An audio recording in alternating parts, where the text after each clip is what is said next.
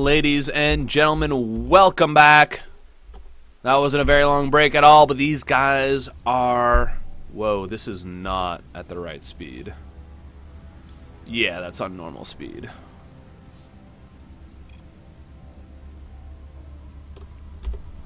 I don't know why I'm able to change it, but I can, and I did. How did that happen? What kind of game is this? What just happened? How can you change the game speed in-game when it's a multiplayer? Am I a referee or something? What happened? Well, either way, that means we don't have to remake, so that's always a good thing. That is confusing. Down here in the bottom left, we've got our teal Protoss player. This is indeed a Nexus. He is SlayerSArthur. I must be a god or something. I can change game speed in a multiplayer game. Unbelievable. Now up here to the top left. See, I'm an observer. I'm not a referee. I don't have any ref skills, man. I'm just an observer.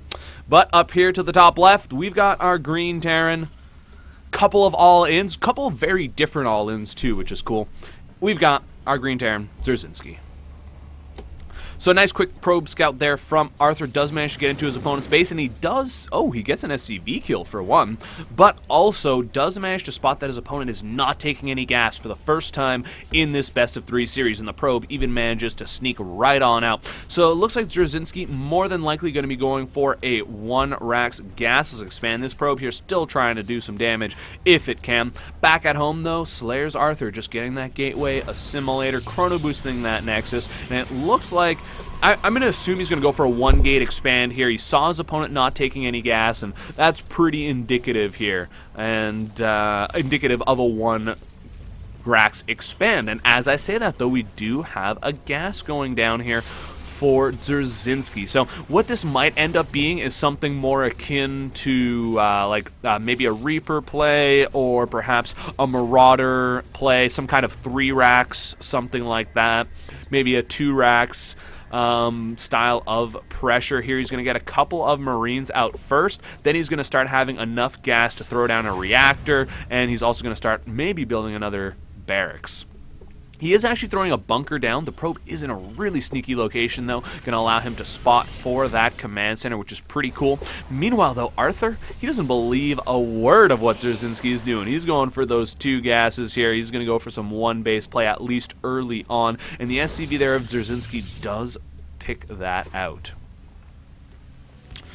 So Zerzhinsky here grabbing that gas. He hasn't actually built a reactor, so it looks like he's really going to be sticking to factory play. He's just getting 100 gas now, so we'll have to keep an eye. And there it is, the factory going down in the top right, takes the second refinery. So this is just going to be some kind of late Banshee, probably with Cloak here, aggression coming from Zerzhinsky, and he might follow it up with a 1-1-1. Entombed Valley, really strong map for such a play, that 1-1-1, just because you've got this like narrow ramp, which makes it really difficult for the Protoss player to push down and actually attack into those siege tanks. And not only that, but with siege tanks here, you're actually covering your opponent's ramp, so he's kind of forced to like warp in behind here at his Nexus, or he's forced to try to shuffle down his ramp, and it's just a really uncomfortable position there for the Protoss player. Force field does go down, keeps the SCV out of there, and fortunately no scout for Zerzhinsky into the main, but he does spot that his opponent has not actually taken any Nexus. So 3 gates and a robotics facility here for Arthur. He's being super duper safe. Meanwhile, there we go, his opponent getting that starport up, likely going to see a tech lab started soon, and there it is. He's also got a command center on the way, though, so this is actually looking a little bit like his build on TPW Odyssey, his Thor Banshee all-in. This is a little bit similar to that, and I'm wondering if he's going to try it again. It worked once, might work again.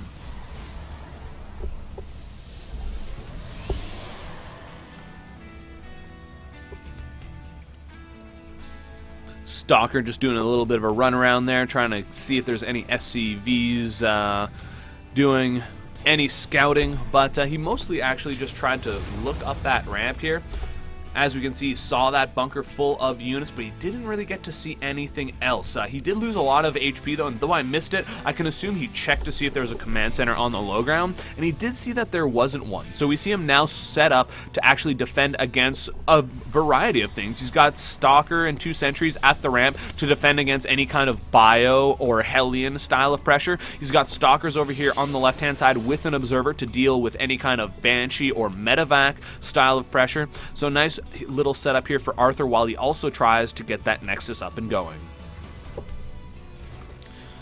There's a tech lab going up for Dzerzhinsky, and there's the armory, so it looks like we will indeed once again see that Thor Banshee play here coming from Dzerzhinsky, and it is a really powerful play once again. But hopefully this time around, Arthur is going to know how to deal with it. Again, it's an old all-in, and you can deal with it really nicely with just some Immortals and some High Templars with that Storm ability. But you need to know to get those, and I don't know if Arthur does know exactly what composition he wants. SlayerSArthur is a bit of a newer player. He really started becoming a solid player around April and May. I remember him playing in the EWM, doing quite well. He is going to go for a little bit of a pressure here. He is sending his Immortal out across the map, and he only does have 1 Immortal. He did deflect that Banshee nicely there with his Observer and Stalker, so that's going to have to pull back, and here he goes, moving right up that ramp, and there's just not enough units here for Dzerzhinsky, so the supply depot is going to have to get canceled. The bunker goes down, and even this high ground here could be under a little bit of trouble, because as the observer here makes its way across the map, we see it arriving right there for Arthur. He's actually going to have some high ground vision, and he might be able to start picking away at these supply depots at the very least.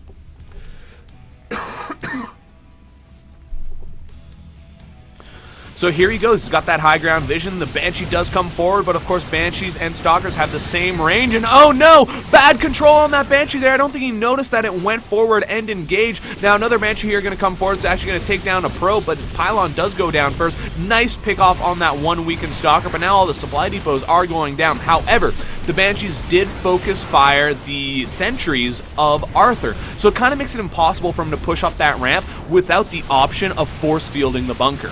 Now these refineries will go down, and this is actually a really huge move for Arthur.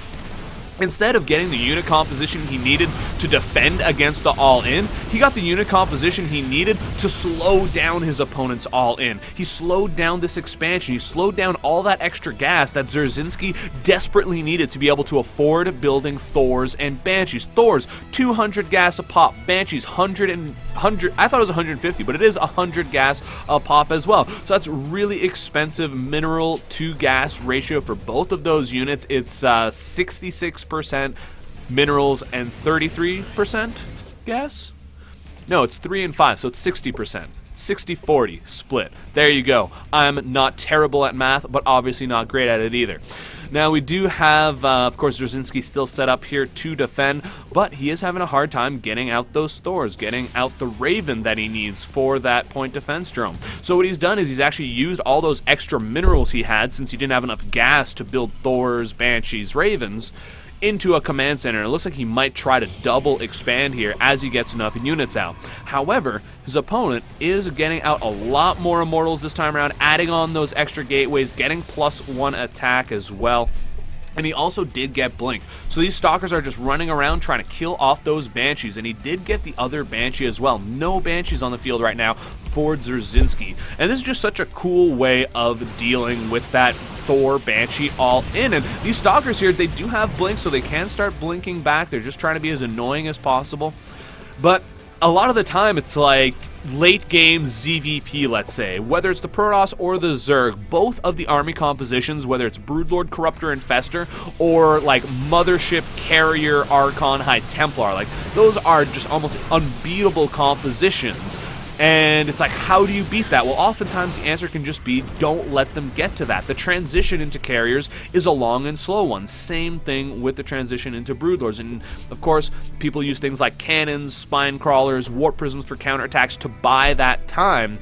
But there are moves that you can do here, like we just saw Arthur do, despite the bunkers in position, despite the Thors starting to pop out, and even with the Banshees counter-attacking, he still found a way to attack his opponent and just stop this all in before it even really got underway. Now, finally, with his extra base up and running, we do see Dzerzhinsky here. Whoa, did he actually lose that Tech Lab? He did! Oh, that was such a cool move. When Arthur blinked in here, he sniped the Tech Lab, delaying, of course, by another 25 seconds minimum what his opponent could build Thors there. And meanwhile, the third Command Center did get flown all the way to the right-hand side here, so that's kind of cute.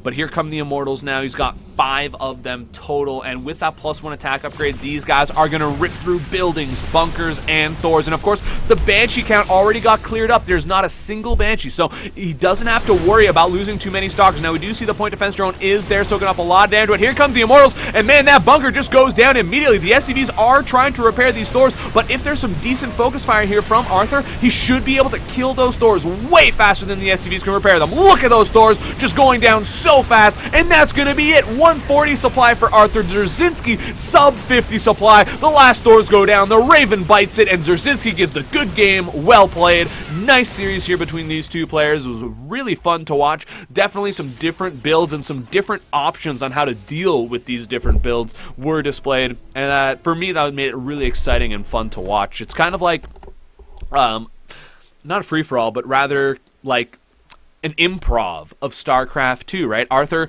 game 1, he sees this Thor Banshee build, and he's like, okay, we'll go into Colossus, and we're gonna try to get some Blink Stalkers, and that didn't work. And then in game 3, we saw him try something completely different that obviously, as we just saw, was way more effective. And even in game 2, we saw Arthur, he was gonna go for was it a Blink Stalker all-in, or was it an Immortal push?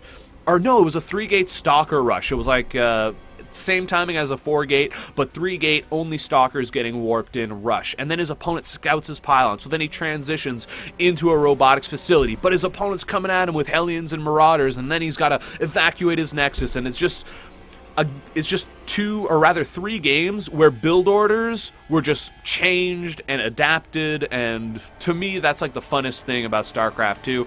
You can really appreciate a straight up build order, but someone who's able to adapt like that, to me, is one of the most impressive things, to not know exactly, okay, I'm getting the Robo at 40 supply or whatever, and to just be able to deal with what your opponent is throwing at you.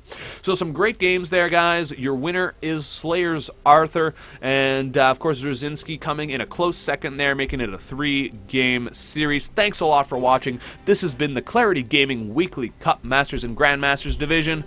And we'll, of course, be back next week on Monday once again. So tune in then on this channel at 7 p.m. when the action will begin. I'm Katu, and thanks for watching. Make sure you follow Team Clarity, Clarity Gaming on Twitter. Cheers.